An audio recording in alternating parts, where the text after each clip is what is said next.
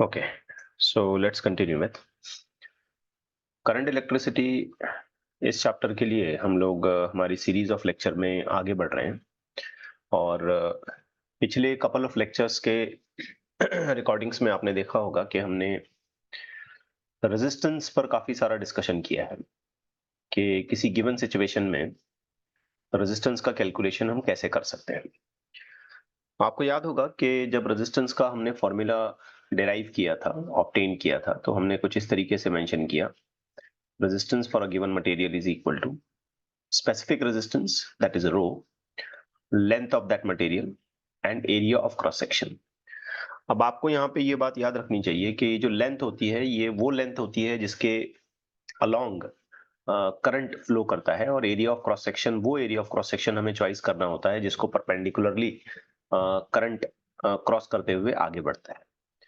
तो basically L और ए ये दोनों फैक्टर्स जो हैं ये फिजिकल डायमेंशंस पर डिपेंड करते हैं। अब यहाँ पर जो फैक्टर रो आता है जिसे हम स्पेसिफिक रेजिस्टेंस कहते हैं, इन डेरिवेशन आपको याद होगा हमने इसका फॉर्मूला जो डेराइव किया था, जो ऑब्टेन किया था, वो था mass of the electron, charge density, charge of the electron and relaxation time tau. So ये जो प्रॉपर्टी है ये पूरी तरीके से मटेरियल डिपेंडेंट प्रॉपर्टी है क्योंकि किसी गिवन मटेरियल में चार्ज की डेंसिटी कितनी होगी ये उस मटेरियल के अपने इंडिविजुअल यू में से काइंड ऑफ स्पेसिफिकेशंस हो सकती हैं। रिलैक्सेशन टाइम, आई होप आपको ये बात याद होगी कि जब इलेक्ट्रॉन्स एक दूसरे से इधर उधर टकरा रहे होते हैं, रैंडम मोशन कर रहे होते हैं, और जब वो लटाइस के अंदर कोलिजन्स करते हैं तो एक कोलिजन से दूसरे कोलिजन के दरमियान में जो टाइम होता है उसी टाइम को हम रिलैक्सेशन टाइम कहते हैं। अब ये भी मटेरियल के ऊपर डिपेंड करेगा कि उस मटेरियल का क्रिस्टल स्ट्रक्चर कैसा है, और उसके अंदर जब इलेक्ट्रॉन माइग्रेट कर रहा है या ड्रिफ्ट कर रहा है या मूव कर रहा है तो वो कोलिजन करने में कितना टाइम कंज्यूम करता है, कितना टाइम के बाद उसका कोलिजन होता है, आप ऐसे कह सकते हैं। सो ये सारा जो मामला है ये पूरी तरीके से मटेरियल बेस्ड कंडीशंस है। अब तक के सारे लेक्चर्स आप देखें पिछले, जहां जहां हमने रेजिस्टेंस के कैलकुलेशंस पर बात की है, हमने इन पर्टिकुलर लेंथ और एरिया के वेरिएशन पर ज्यादा डिस्कशन किया। कुछ ऐसे क्वेश्चंस भी हमने सॉल्व किए जहां पर हमें इंटीग्रेशंस को हैंडल करना था। तो हमने देखा कि लेंथ और एरिया को वैरी करते हुए हम किस तरीके से रेजिस्टेंस का कैलकुलेशन कर सकते हैं। अब क्वेश्चन जो बाकी बच जाता है कि रो यानी कि रेजिस्टिविटी को लेकर के रेजिस्टेंस का कैलकुलेशन कैसे वैरी कराया जा सकता है, कैसे एस्टिमेट किया जा सकता है। इस चीज को समझने के लिए आज हम एक बड़ा ही इंटरेस्टिंग सा आर्टिकल कवर करेंगे, and that we give the heading as temperature dependence of resistance. बहुत सारी चीजें इसमें ऐसी हैं जो आपको याद रखनी है। बाकी न्यूमेरिकल्स वगैरह आप देखेंगे तो ये काफी सिंपल और आसान लेवल के क्वेश्चंस इसमें होते हैं। बस फॉर्मूला और कंडीशंस अगर हमें ठीक से समझ में आ जाती है तो we can handle the questions. तो मैं ज्यादा क्वेश्चंस पर एम्फसाइज ना करते हुए इसकी थियोरी आपको बताऊंगा, क्वेश्चंस का पार्ट मैं आपको होमवर्क में सजेस्ट करूंगा। ओके, सो अब temperature dependence of resistance.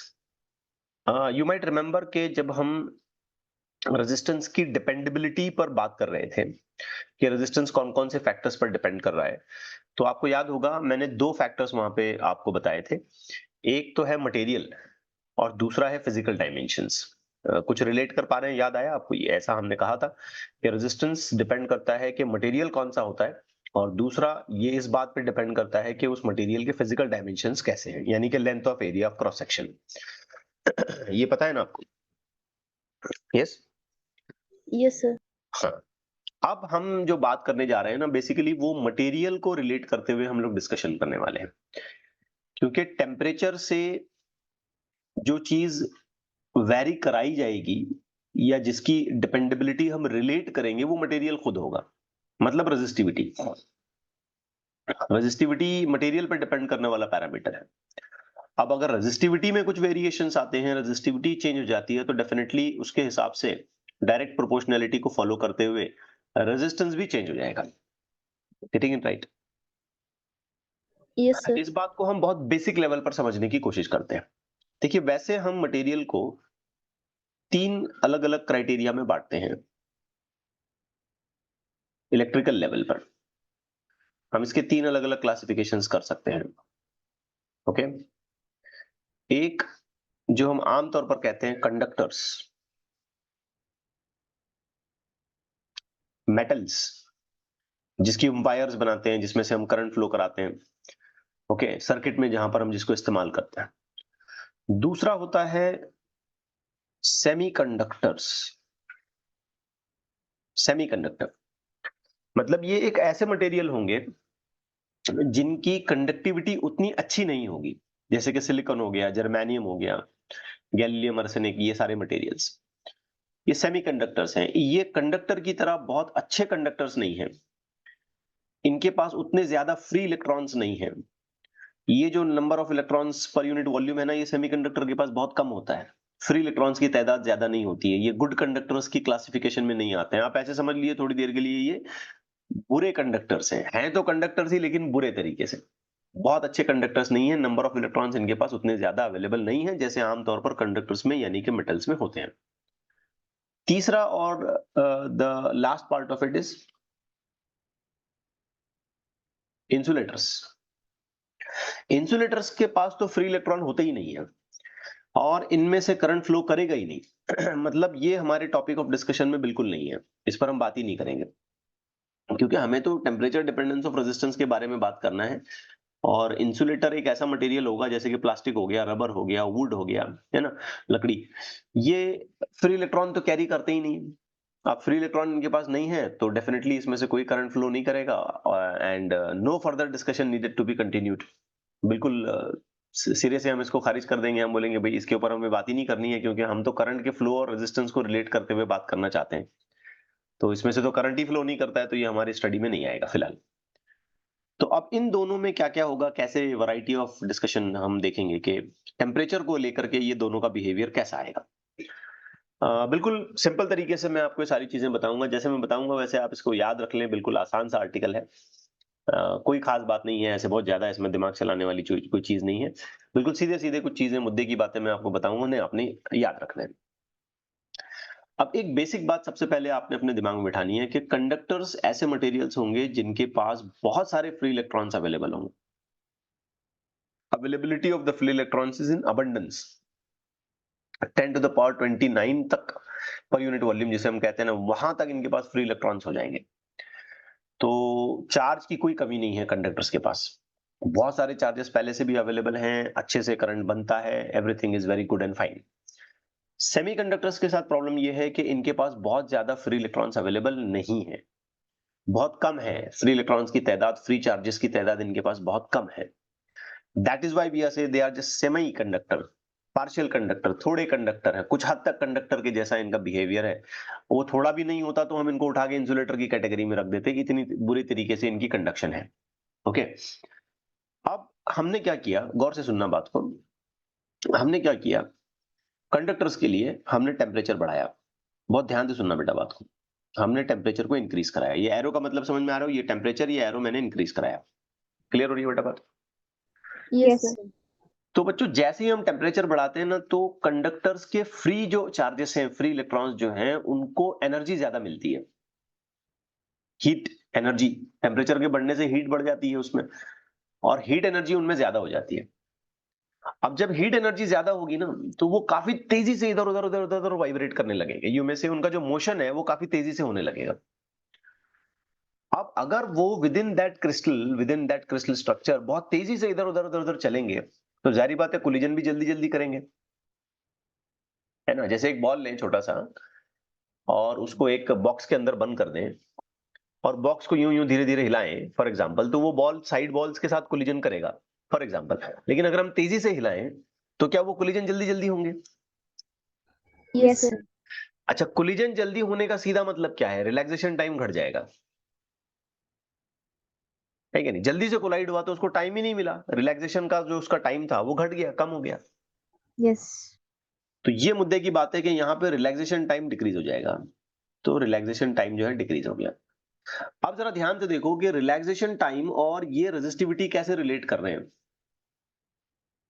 Inverse, है कि नहीं। बाकी ये मास तो कांस्टेंट रहेगा, पहले से चार्जेस बहुत ज्यादा है तो एन भी कांस्टेंट रहेगा, चार्ज ऑफ इलेक्ट्रॉन वो भी कांस्टेंट रहेगा।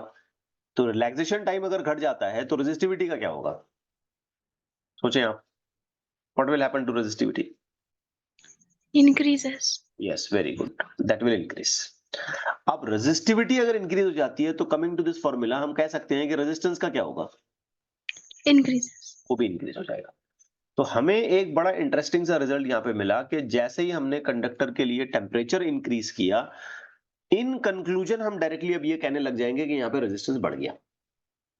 ठीक है, इस बिहेवियर को बच्चों हम कहते हैं पीटीसी, पॉजिटिव टेम्परेचर कोएफिशिएंट। क्या कॉल करेंगे हम इसको, पीटीसी, यानी कि क्या, positive Positive temperature temperature coefficient. Coefficient. इसका मतलब ये है कि टेम्परेचर बढ़ाने पे रेजिस्टेंस बढ़ता है। Getting it? Yes, sir. Okay, तो ये मामला होता है कंडक्टर के साथ। पीटीसी बिहेवियर, टेम्परेचर इंक्रीज करोगे रेजिस्टेंस बढ़ेगा। अब क्यों बढ़ेगा, मैंने उसके अंदर की डिटेलिंग आपको, छोटी छोटी बातें मैंने आपको यहाँ पे बता दी। अब बात करते हैं बेटा सेमीकंडक्टर के साथ क्या होता है, सेमीकंडक्टर वाला मामला कैसे यहाँ पे वर्कआउट करेगा। तो चलो हमने क्या किया, सेमीकंडक्टर वाले मटेरियल में भी ना टेम्परेचर को इंक्रीज करा दिया हमने। जब हम सेमीकंडक्टिंग मटेरियल में टेम्परेचर को इंक्रीज कराते हैं तो उसके पास थोड़े बहुत जो फ्री इलेक्ट्रॉन्स हैं, थोड़े बहुत, उसके पास ज्यादा फ्री इलेक्ट्रॉन नहीं है, ये पहले दिमाग में बिठाना है आपने। ये बैठेगी सबके बाद दिमाग में कि सेमीकंडक्टर के पास बहुत ज्यादा फ्री इलेक्ट्रॉन्स अवेलेबल नहीं। Yes, sir. तो जो भी थोड़े बहुत फ्री इलेक्ट्रॉन्स उसके पास होंगे वो तेजी से चलना चालू करेंगे। तो ऑब्वियस बात है बेटा, रिलैक्सेशन टाइम तो घट जाएगा। ऑब्वियस बात है, इसमें भी वही मामला होगा। इनिशियल लेवल पे रिलैक्सेशन टाइम घट गया, करेक्ट हो गई बात। Yes, sir. लेकिन सेमीकंडक्टर में एक और बड़ा यूनिक फिनोमेना होगा कि जब हम इसका टेम्परेचर इंक्रीज करेंगे ना, तो इसकी जो एटॉमिक स्ट्रक्चर है वो थोड़ी थोड़ी कोलैप्स होगी और इसके बॉन्ड ब्रेक्स होने लगेंगे। इसकी बॉन्डिंग जो है ना वो टूट जाएगी। ये मटेरियल ही ऐसा बना होता है कि उसकी बॉन्डिंग ब्रेक होगी। अच्छा, बॉन्डिंग ब्रेक होगी तो क्या हो जाएगा, अगर बॉन्डिंग ब्रेक हो गई तो क्या होगा, इलेक्ट्रॉन्स फ्री होने लगेंगे। अब आप सोचो ना, एक एटम के अंदर इलेक्ट्रॉन्स का अच्छा खासा बॉन्ड बन चुका है, सारे इलेक्ट्रॉन्स जो हैं वो स्टेबल हालत में हैं। अगर उनकी बॉन्डिंग टूट गई तो क्या इलेक्ट्रॉन्स फ्री हो गए? Yes, sir. तो हम टेम्परेचर बढ़ाएं इसकी वजह से क्या सेमीकंडक्टर में चार्जेस की तादाद बढ़ती जा रही है? Yes. हाँ, तो ये फैक्टर बढ़ रहा है, एन। आई कि नहीं बात समझ में? N, number of charges per unit volume, ये सेमीकंडक्टर में बढ़ेंगे because of increase in temperature. क्योंकि आप टेम्परेचर बढ़ाओगे तो मटेरियल के अंदर जो क्रिस्टल स्ट्रक्चर के अंदर जो बॉन्डिंग्स हैं इलेक्ट्रॉन्स की, वो सारे बॉन्ड्स टूट जाएंगे और उन बॉन्ड्स के टूटने की वजह से इलेक्ट्रॉन ज्यादा तादाद में फ्री हो जाएंगे, तो एन बढ़ेगा। अब हम यहाँ पे ऐसे सोचने लग जाएंगे कि चलो भाई रिलैक्सेशन टाइम कम हो रहा है और एन बढ़ रहा है ना, तो एक चीज घट रही है एक चीज बढ़ रही है, ये दोनों एक दूसरे को कंपेंसेट कर लेंगे और रेजिस्टिविटी जैसी थी वैसी रहेगी। ऐसा आ रहा है दिमाग में ख्याल, है ना? क्योंकि टाउ इसके साथ इनवर्स रिलेशन है, तो टाउ तो घटा। अब टाउ घटने की वजह से रेजिस्टिविटी बढ़ना चाहिए, और एन भी इसके साथ इनवर्स रिलेशन में है, एन तो बढ़ा। एन बढ़ा तो रेजिस्टिविटी घटना चाहिए, तो एक ने बढ़ाया दूसरे ने घटाया और जहां था वहां बैलेंस हो गया। क्या हम ऐसा सोच रहे हैं? यस, आएगा, ऐसे ही ख्याल आएगा ना दिमाग में। Yes, sir. लेकिन हमें यहाँ पे एक बात याद रखनी है कि टाउ और एन में ना एन डोमिनेट करता है, एन ज्यादा सिग्निफिकेंट है। इतने ज्यादा इलेक्ट्रॉन फ्री हो जाएंगे कि जैसे मानो एकदम से सैलाब आ गया इलेक्ट्रॉन का। तो टाउ के कम होने की वजह से जो रेजिस्टेंस बढ़ रहा था वो एन के बढ़ने की वजह से बहुत ज्यादा कम हो जाएगा। मान लो 2 ओम रेजिस्टेंस बढ़ गया तो एकदम से 50 ओम कम हो गया, तो इफेक्टिवली रेजिस्टेंस कम हुआ होगा ना। समझ पाए बेटा बात क्या बोलना चाह रहा हूं मैं? Yes, sir. देखो, मैं फिर एक बार, तीसरी बार मैं इस बात को दोहरा रहा हूं। हम क्या सोचेंगे कि टाउ डिक्रीज हुआ, टाउ डिक्रीज होने से रो का क्या होना चाहिए? Increase. Increase, Increase. बराबर। एन इंक्रीज हुआ, एन के इंक्रीज होने से रो का क्या होना चाहिए? Decrease. डिक्रीज। तो हम क्या सोचेंगे, एक ने बढ़ाया दूसरे ने घटाया, लेवल बराबर हो गया, हम ऐसे सोचेंगे ना। Yes. हाँ, लेकिन यहाँ पे रियलिटी में क्या होता है कि एन बहुत ज्यादा डोमिनेट करता है। एन इतना सिग्निफिकेंटली चेंज होगा, इतना सिग्निफिकेंटली चेंज होगा कि उसके सामने टाउ का चेंज होना निग्लिजिबल हो जाएगा। तो टेम्परेचर बढ़ाने से बहुत सारे इलेक्ट्रॉन फ्री हो जाएंगे, एकदम से इलेक्ट्रॉन का सैलाब आ जाएगा।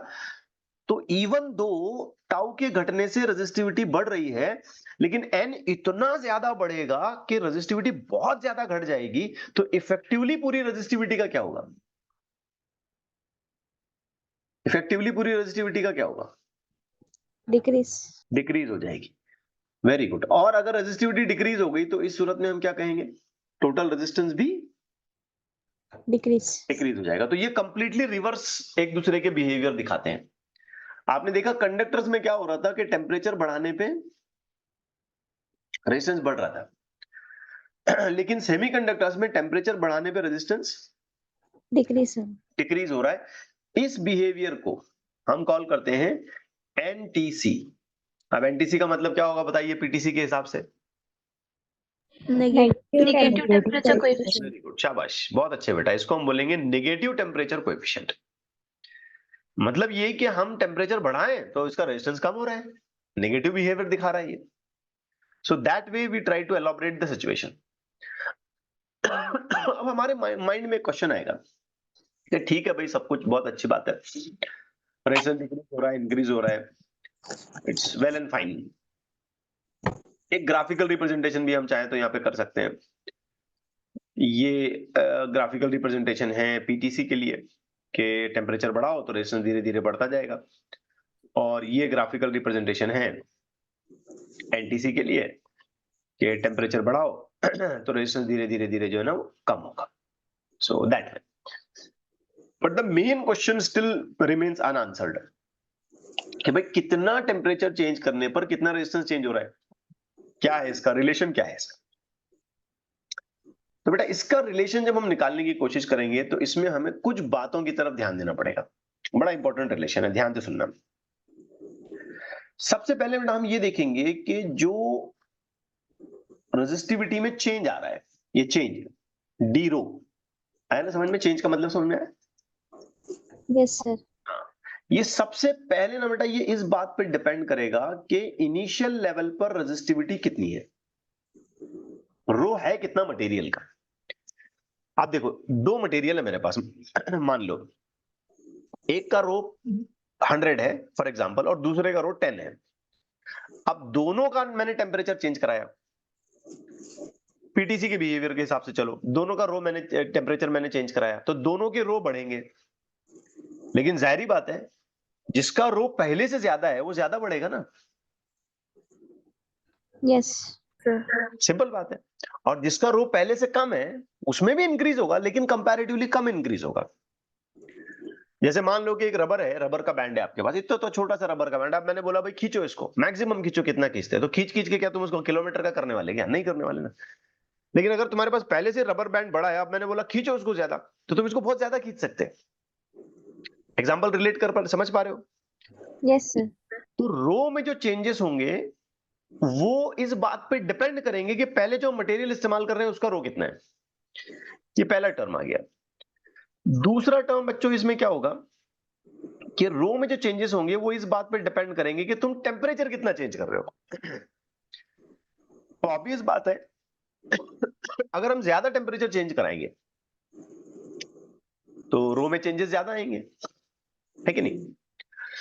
इन दोनों बातों को बेटा अगर हम कंबाइन करके एक साथ रिलेशन के तौर पे लिखें तो हम लिख सकते हैं d rho is proportional to rho and d t. Getting it right?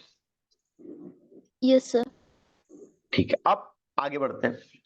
जब हम इस रिलेशन को फाइनलाइज करते हैं तो हम लिख पाएंगे d rho is equal to alpha rho d T.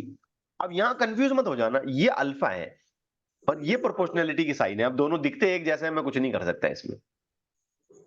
ये क्या है? Alpha. ये जो अल्फा टर्म हमने यहाँ पे इंट्रोड्यूस करा ना, इस अल्फा को हम कॉल करते हैं टेम्परेचर कोएफिशिएंट ऑफ रेजिस्टेंस। क्या कॉल करेंगे हम इसको? Temperature coefficient of resistors. Temperature coefficient of resistance, we will call this as temperature coefficient of resistance. और ये मान लो एक तरह से ना कांस्टेंट होता है, एक तरह से मटेरियल का कांस्टेंट होता है ये। और इसका वैल्यू काफी कम होता है, ऐसा बहुत बड़ा वैल्यू होता है ऐसा नहीं। हम इस पर आगे बात करेंगे, इसकी वैल्यू कितनी होती है, क्या यूनिट है, क्या डायमेंशन है, we will discuss it later on.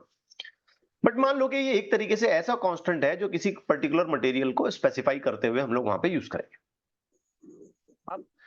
अब हम तो ये देख रहे हैं कि लगातार टेम्परेचर चेंज होता जा रहा है और उसकी वजह से रो चेंज होता जा रहा है, तो क्यों ना एक स्पेसिफिक पॉइंट तक पहुंचने के लिए हम इस इक्वेशन को इंटीग्रेट कर दें, इसको इंटीग्रेट कर दो, क्योंकि ये तो एक छोटा सा एलिमेंटल कैलकुलेशन हुआ ना कि जब रेजिस्टिविटी रो थी तो उसमें इतना चेंज होगा जब मैंने टेम्परेचर डीटी से चेंज कराया।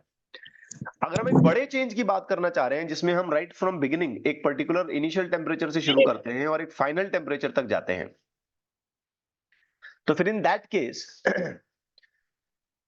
टोटल चेंज अगर हमें निकालना है, टोटल इनिशियल और फाइनल वैल्यूज ऑफ रो हमें निकालना है, रेजिस्टेंस हमें निकालना है, तो हमें ऐसी इक्वेशन को इंटीग्रेट करना पड़ेगा। Yes, correct sir. है? हाँ, तो इंटीग्रेट करने से पहले हम क्या करते हैं, इसको थोड़ा सेपरेट कर लेते हैं। हम लिखते हैं 1/ρ D rho is equal to alpha dt। अब यहां इंटीग्रेशन चलेगा इनिशियल टेम्परेचर T1 से लेके फाइनल टेम्परेचर T2, और यहां इंटीग्रेशन चलेगा इनिशियल रो 1 से लेके फाइनल रो 2 रेजिस्टिविटी। बात आई बच्चों समझ में? यस। Yes, sir. अब 1/रो का इंटीग्रेशन बताओ फटाफट। 1/रो का 1/x का रूल। यार तुमने ये काम तेजी से कर लेना चाहिए। Ln of rho. Yes, very good. तो ये हो जाएगा लॉन ऑफ रो, जिसकी हमको लिमिट्स लगानी पड़ेगी इनिशियल से लेके फाइनल, और यहां अल्फा तो कांस्टेंट है, बाहर आ जाएगा, टेम्परेचर कोएफिशिएंट ऑफ रेजिस्टेंस से बाहर आ जाएगा, dt का इंटीग्रेशन हो जाएगा t, जिस पे आप चाहो तो क्लेम कर सकते हो भाई इनिशियल टेम्परेचर T1 से लेके फाइनल टेम्परेचर T2। क्या हम इसे ऐसे लिखेंगे, ln of rho 2 minus ln of rho 1 is equal to alpha T2 minus T1। Correct जा रहा है? Yes.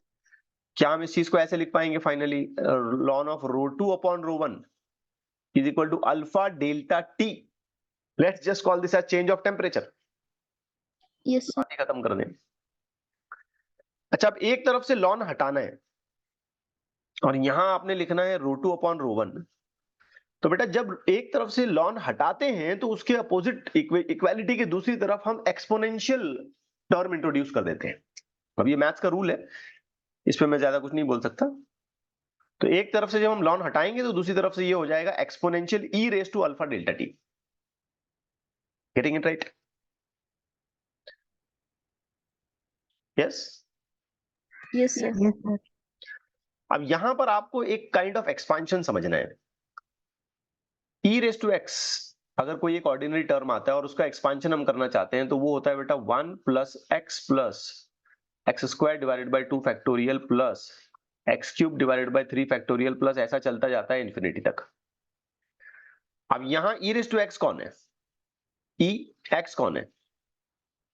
Alpha change in temperature. हाँ, अल्फा डेल्टा टी। तो बताओ क्या लिखना चाहिए, rho 2 upon rho 1 is equal to, बोलो क्या लिखना चाहिए फटाफट। 1 plus alpha delta t. शाबाश, 1 plus alpha delta T plus आगे क्या लिखना चाहिए, अल्फा डेल्टा टी का square divided by 2 factorial plus आगे ऐसे यूं ही लिखते जाना चाहिए, है कि नहीं? Yes, sir. लेकिन यहां होगा क्या कि ये जो अल्फा वैल्यू है जिसे हम कह रहे हैं टेम्परेचर कोएफिशिएंट ऑफ रेजिस्टेंस, ये बहुत कम होती है। Alpha is very small.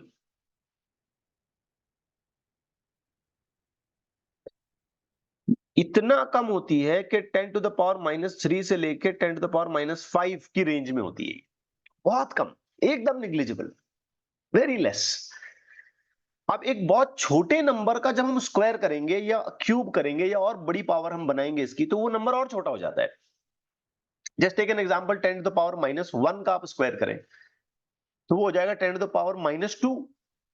उसका क्यूब करें तो वो हो जाएगा 10 टू द पावर -3।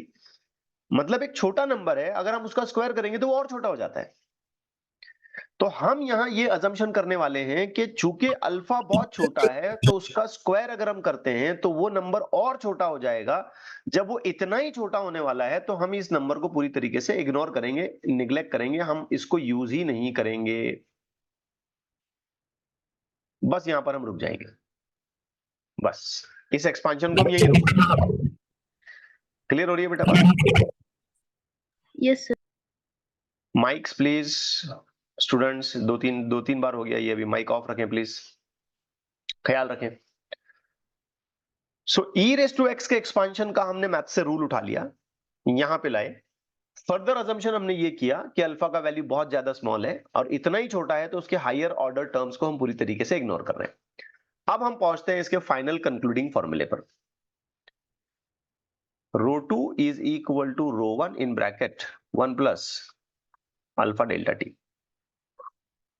आ गया? Yes, sir. अब याद करो ये एग्जैक्टली वैसा ही फॉर्मूला है जैसे हमने थर्मल एक्सपेंशन में सीखा था।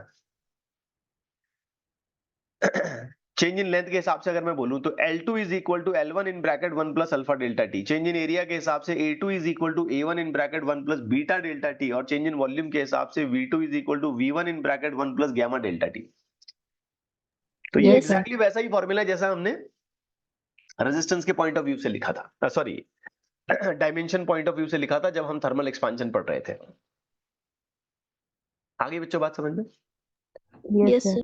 तो ये है नया रेजिस्टिविटी जब हम टेम्परेचर को चेंज करेंगे डीटी वैल्यू से। अब देखो एक सिंपल सा लॉजिक है, एकदम सिंपल सा लॉजिक है। चूंकि ये रेजिस्टिविटी रेजिस्टेंस के साथ डायरेक्ट प्रोपोर्शनलिटी में आती है और यहां टेम्परेचर के चेंजेस के साथ हम लेंथ और एरिया में कोई चेंज एक्सपेक्ट नहीं कर रहे हैं, इसलिए रो हटा के हम सीधे सीधे आर लिख सकते हैं। तो यही फॉर्मूला अगर हम रेजिस्टेंस के पॉइंट ऑफ व्यू से बनाएं तो क्या बनाएंगे बेटा? R2 is equal to R1, शाबाश बहुत अच्छे, plus alpha delta T, right? Yes, sir. एकदम आसान है। अच्छा अब इसको थोड़ा सा मॉडिफाई करते हैं, इसमें थोड़ा सिंप्लीफिकेशन करते हैं। बेटा हम इसको सिंप्लीफाई करते हैं तो ये हो जाएगा R2 is equal to R1 plus R1 alpha delta t. R2 minus R1 is equal to R1 alpha delta T. Therefore, alpha is equal to, if you rearrange, you will be getting R2 by R1 divided by R1 delta T. Correct? R2 minus R1 divided by R1 delta T. अब यहां से हमें help मिलेगी कि हम ये definition बना पाए टेम्परेचर कोएफिशिएंट ऑफ रेजिस्टेंस की। वैसे ही बनाएंगे जैसे हमने थर्मल एक्सपेंशन में बनाया था। ये तो बताओ कि R2 minus R1 का मतलब क्या है? Change in resistance. Very good, change in resistance. नीचे जो R1 दिया गया है उसका मतलब क्या है? Original resistance. Yes. तो देखो अब मैं रीड करने जा रहा हूं, ध्यान से सुनना। Change in resistance per unit original resistance. Statement clear हो गया यहां तक? Yes, sir. अच्छा डेल्टा टी का क्या मतलब है? Change in temperature. Change in temperature, खत्म हो गया, डेफिनेशन बन गई अल्फा की। चेंज इन रेजिस्टेंस, तीन बातें बोलनी है सिर्फ, देखो तीन बातें। Change in resistance, per unit original resistance, पर डिग्री रेज इन टेम्परेचर, खत्म। क्या क्या बोलेंगे आप? Change in resistance, Per unit original per resistance. unit original resistance, Per degree resin temperature. per degree range in temperature. That's it. That is the definition of alpha if you want to go for. एकदम आसान। अच्छा आप सोचो तो इसका unit क्या बनेगा अगर हम इसका यूनिट बनाना चाहते हैं? Per तो न्यूमरेटर में रेजिस्टेंस है, per डिफरेंस Kelvin. है, डिफरेंस है ना। Let me just go for, तो इसका यूनिट ओम बनेगा। डिनोमिनेटर में भी ओम ही होगा, ओम ओम कैंसिल हो गया, अब बचा कौन? सिर्फ टेम्परेचर। तो इसका यूनिट हम बनाएंगे तो ये आ जाएगा पर डिग्री सेल्सियस या पर डिग्री केल्विन। आगे बात समझ में? Yes. Yes, how sir. Simple it is. So that way we try to identify कि किसी गिवन सिचुएशन में अल्फा कैसे लिखा जा सकता है। Getting it right? Yes, sir. Yes, sir. अब कभी कभी इसमें एक काइंड ऑफ वेरिएशन भी आता है, कभी कभी, समटाइम्स। लाइक यहां से ही मैं आपको समझाता हूं बेटा। एक ऐसी सिचुएशन जिसमें अल्फा कांस्टेंट नहीं है, ये जो हमने पूरा फॉर्मेट बनाया ना, ये इस हिसाब से बनाया, इस हिसाब से हमने इसका कैलकुलेशन किया कि इसमें अल्फा कांस्टेंट है। लेकिन इन प्रैक्टिकली अगर देखें, इन प्रैक्टिस अगर हम देखेंगे ना, तो अल्फा कांस्टेंट नहीं रहता है। तो टेम्परेचर चेंज हो रहा है ना, टेम्परेचर चेंज होने की वजह से अल्फा के अंदर भी थोड़े बहुत वेरिएशन आते हैं, क्योंकि वो भी तो एक मटेरियल से रिलेटेड प्रॉपर्टी है ना? कैसा लो? Yes, sir. तो फिर ऐसी सूरत में जहां अल्फा कांस्टेंट नहीं है, ये रिलेशन कैसी बनेगी? तो बहुत आसान है, शुरुआत तो यहीं से करेंगे, ये सारी बातें जूं की तू रहेंगी। इसका डिफरेंशियल इंटीग्रेशन कर लिया हमने, तो ये मैं कॉर्नर पे लिख रहा हूं, ध्यान से देखो, ये बन गया बेटा लॉन रो, रो 1 से लेके रो 2। दूसरी साइड में अल्फा कांस्टेंट नहीं है, तो इसको इंटीग्रेशन करो ही मत, जैसे वैसे रहने दो। इसका इंटीग्रेशन T1 से T2 अल्फा dt। परफॉर्म मत करो इंटीग्रेशन, यहां इंटीग्रेशन करते वक्त बेसिकली तुमने अल्फा को बाहर निकाला, dt का इंटीग्रेशन t बोला था तुमने, करेक्ट है? कांस्टेंट है बोल के बाहर निकाला था ना तुमने इसको। Yes, sir. अब चूंकि अल्फा कांस्टेंट नहीं है, तो हम इंटीग्रेशन नहीं करेंगे, जैसे वैसे रहने देंगे। अब सॉल्यूशन आगे बढ़ाते हैं। तो बेटा ये हो जाएगा ln of rho 2 by rho 1। मैंने एक स्टेप जंप की, सबको समझ में आया ये? Yes. है ना? ये माइनस करके बाद में यूं लिखते हैं। अब दूसरी साइड ऐसे ही चलाओ, क्या करें, मजबूरी है। अच्छा, अब ये हटाओ, लॉन हटाओ, क्या आएगा? बोलो क्या आएगा? ई रेस टू पूरा इंटीग्रेशन का टर्म ऊपर जाएगा। कोई घबराने की जरूरत नहीं है, टेंशन मत लो। यहां भी तो वही किया था ना, ये टर्म ई का पावर बनाया था ना आपने, Yes, sir. तो यहाँ ये पूरा इंटीग्रेशन के साथ उसको ई की पावर बना दो, कोई टेंशन मत लो। अच्छा, अब ई रेस टू एक्स का एक्सपांशन रूल चलाओ, क्या होगा? बोलो 1 प्लस, बोलो दिमाग चलाओ, क्या आएगा?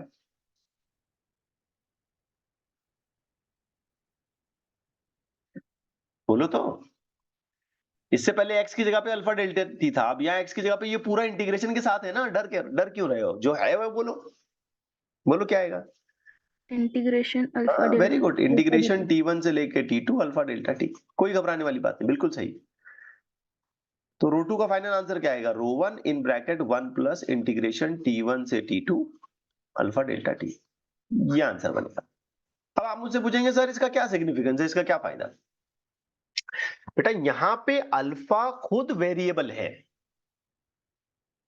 अब जैसे मैं एक एग्जांपल देता हूं,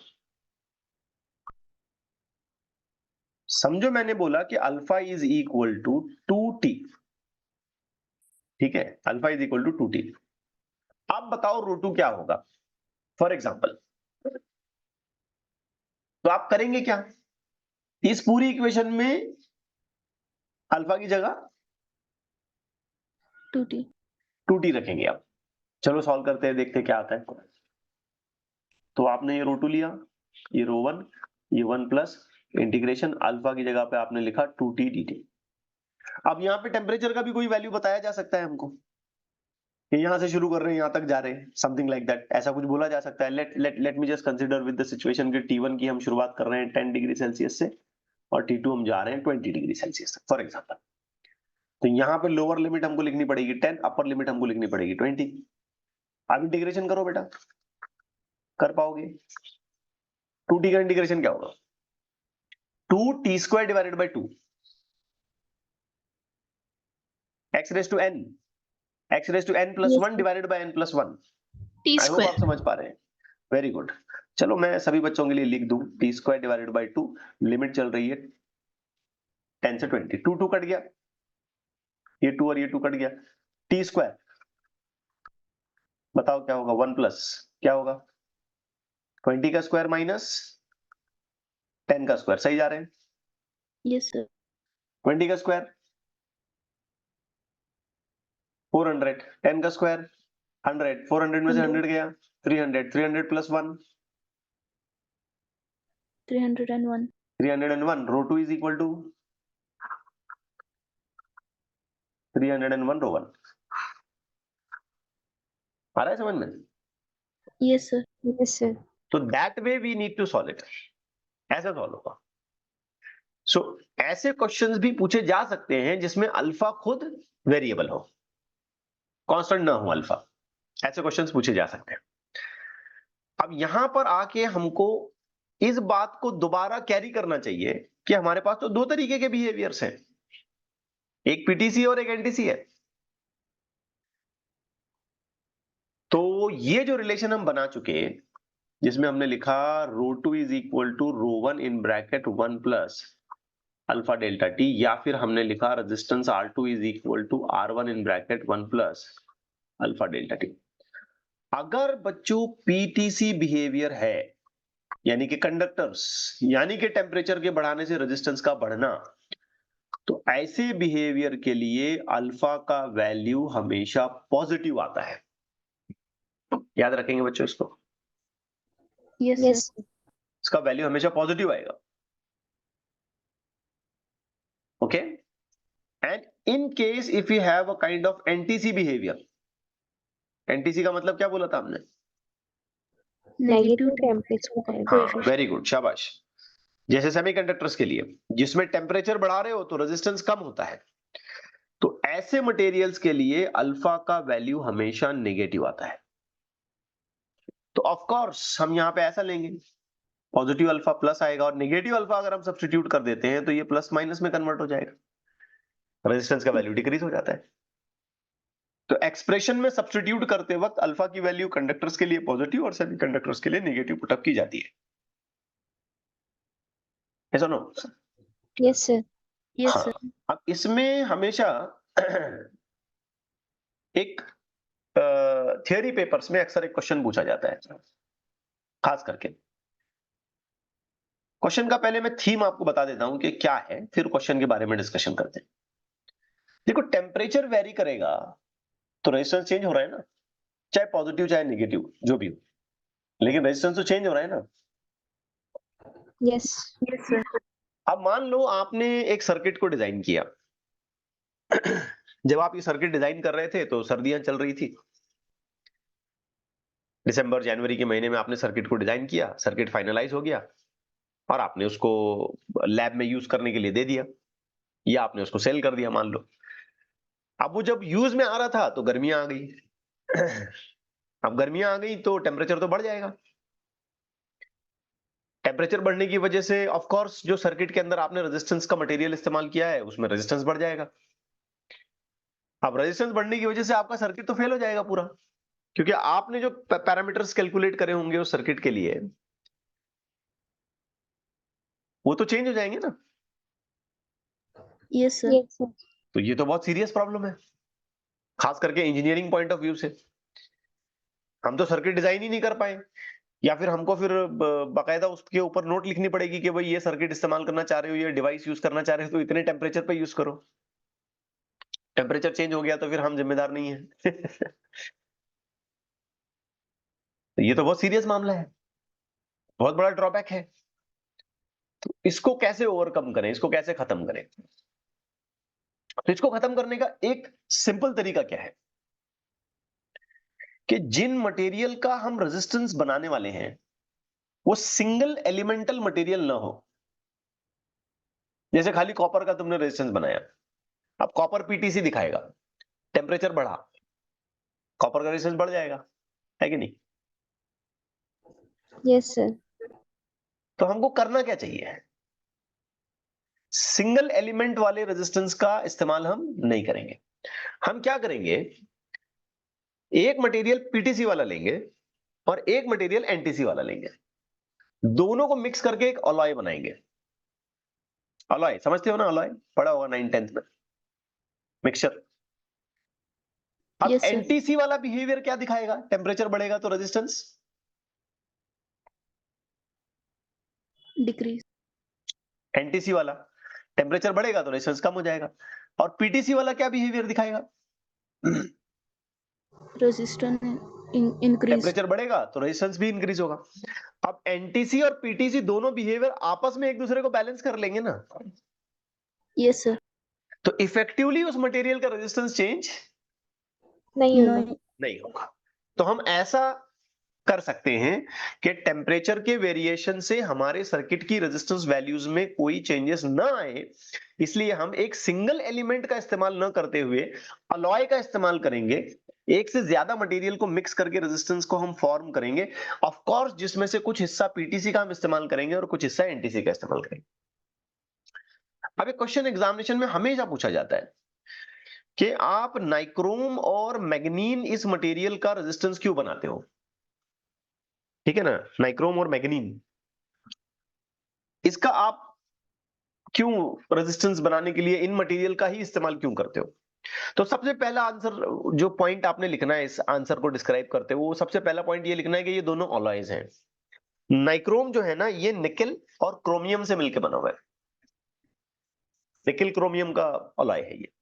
जबकि मैग्नीन अगर हम देखेंगे तो कॉपर है, मैग्नीज है, निकेल है, इतने सारे मटेरियल्स का इसके अंदर मिक्स करके हमने इसको अलॉय बनाया हुआ है। एक बात ये। दूसरी बात कि नाइक्रोम हो या मैग्नीन हो, इन दोनों के लिए अल्फा का जो वैल्यू है वो बहुत छोटा है, बहुत छोटा। मतलब टेम्परेचर बहुत ज्यादा भी चेंज हुआ तो वेरिएशन बहुत थोड़ा आएगा उसके अंदर। तो क्या हम नाइक्रोम और मैग्नीन का इस्तेमाल करके हाई प्रिसिशन, यू मे से नॉन वेरिएबल रेजिस्टेंस बना सकते हैं? ऐसा नो, एक ऐसा रेजिस्टेंस, एक ऐसा रेजिस्टेंस जिसके अंदर बहुत ज्यादा वेरिएशंस ना आए, बना सकते नहीं बना सकते? Yes, sir. हाँ, तो इसके आंसर में सिर्फ दो बातें लिखनी है आपने। सबसे पहले तो ये अलॉयज हैं, सिंगल एलिमेंट से नहीं बने हैं ये। दूसरा ये कि इनकी अल्फा का वैल्यू बहुत कम है, इतना कम है इनकी अल्फा का वैल्यू कि अगर टेम्परेचर में बहुत ज्यादा भी वेरिएशन आ गया तो इसके रेजिस्टेंस में बहुत ज्यादा चेंजेस, कोई कंपैरेबल चेंजेस नहीं आते हैं। That's why they are being used to make high precision constant valued resistances. Getting it right? Yes, sir.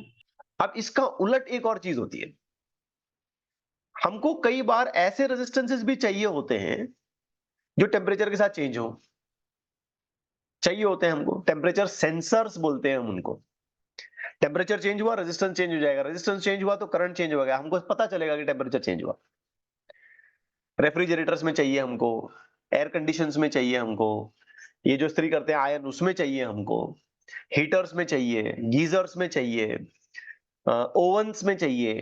Temperature को सेंस करने वाला रेजिस्टेंस भी तो हमको चाहिए। समझ आ रही है बात? Yes, sir. Yes, sir. ऐसे रेजिस्टेंस को हम कॉल करते हैं थर्मिस्टर। क्या कॉल करेंगे? Thermistor. टेम्परेचर सेंसिटिव रेजिस्टर,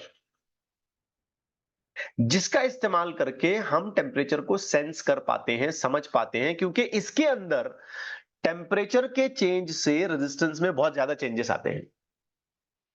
तो इसका अल्फा वैल्यू कैसा रहना चाहिए? स्मॉल रहना चाहिए या लार्ज रहना चाहिए, हाई रहना चाहिए? High. हाई रहना चाहिए, बड़ी वैल्यू चाहिए इसकी। अब इसके कई सारे एप्लीकेशंस हैं, बहुत सारे यूजेस हैं इसके। मैं बस एक शॉर्ट नोट के तौर पे यहाँ पे पुट अप कर रहा हूँ, बाकी चीजें तो आप अपनी नोटबुक से, सॉरी टेक्स्ट बुक से पढ़ सकते हैं। तो इस पर मैं बहुत ज्यादा कुछ डिस्कशन करने में इंटरेस्टेड नहीं हूं। ओके, सो आप देख सकते हैं अलग अलग जगहों पर थर्मामीटर में, टेम्परेचर कंट्रोल सिस्टम में, रिमोट सेंसिंग में, स्टेबलाइजेशन में, वोल्टेज स्टेबलाइजेशन, मोटर की वाइंडिंग में, प्रोटेक्शन के तौर पे, और बढ़ा सकते हैं आप इसमें रेफ्रिजरेटर्स में, एसीज में, एयर कंडीशंस में, कूलर्स में, ओवंस में, हीटर्स में, गीजर्स में, ये सब बढ़ा सकते हैं आप। जहां जहां हमको टेम्परेचर सेंस करना होता है वहां वहां थर्मिस्टर्स का इस्तेमाल कर सकते हैं, थर्मिस्टर को हम यूज कर सकते हैं। Getting it right? Yes, sir. Yes, sir. अब इस पूरे डिस्कशन में हमने मोर और लेस एक ही फॉर्मूले पर बात की, अगर देखा जाए तो वो ये है। इससे रिलेटेड कुछ क्वेश्चंस मैं आपको होमवर्क में दे रहा हूं। इतने मतलब बहुत ज्यादा कैलकुलेशन बेस्ड क्वेश्चन है ऐसा नहीं है। आप थोड़ा सा दिमाग चलाएं तो आप इन क्वेश्चंस को कर सकते हैं। तो मैं अलग से इसमें लेक्चर का टाइम नहीं डालना चाह रहा हूं। बस आप अपने लेवल पर इन क्वेश्चंस को करने की कोशिश करें। कर पाएंगे? Yes, sir. और अगर नहीं हो पाया, लाइक कुछ इश्यूज आए, तो मुझसे आप बाद में कॉलेज में पूछें। तो take these questions as your homework, इत्मीनान से सॉल्व करें। एक आधा घंटा बैठे, आराम से इन क्वेश्चंस को सॉर्ट आउट करने की कोशिश करें। I'll be giving few more. कुछ एमसीक्यूज भी मैं आपको दूंगा।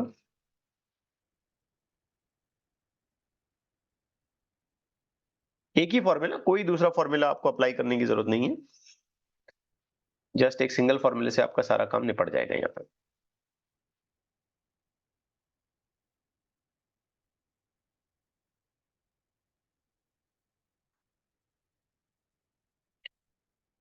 सो